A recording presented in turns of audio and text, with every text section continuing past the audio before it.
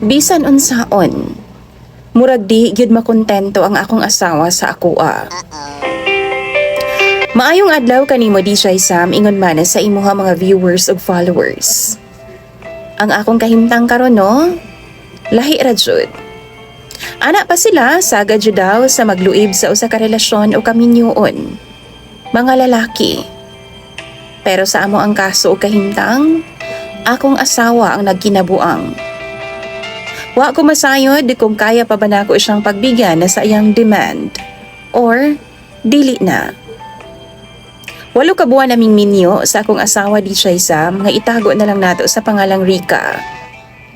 Bago pa man mi magpakasal, gipanaad jud nako sa iyang mga ginikanan nga di nako siya pasakitan.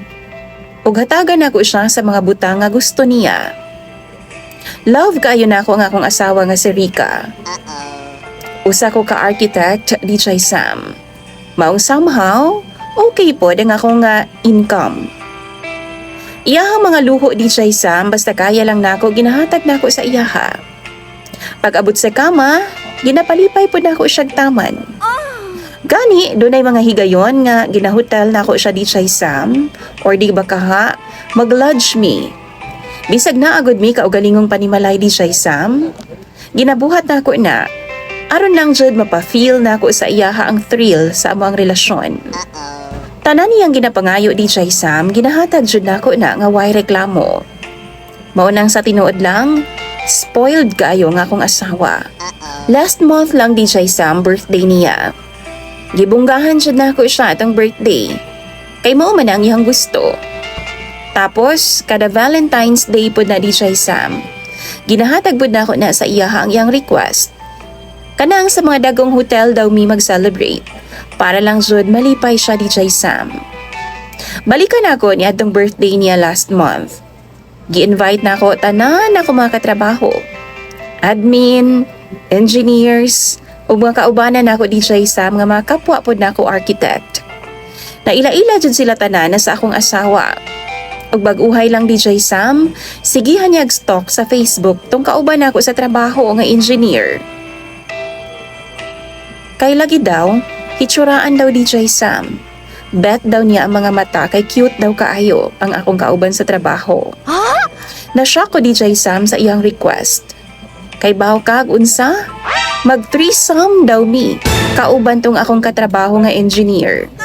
DJ Sam maugyo daw na ang butang, nga gusto gidaw niya nga ma-experience ning kalibutana. Gibalibaran nako siya, syempre kasakit ana asawa gud nako siya. Nasuko kay siya nako. Ug wa ko niya gitinggan hangtod karon DJ Sam. Di gyud siya magpabalibad. Maong naglibog gyud ko kung unsay dapat na kong buhaton. Yang ginabalik sa ako DJ Sam tong saad nako sa iyang mga ginikanan ug kaniadto bago pa man mi nagpakasal. Nga ihatag nako tanang gusto niya.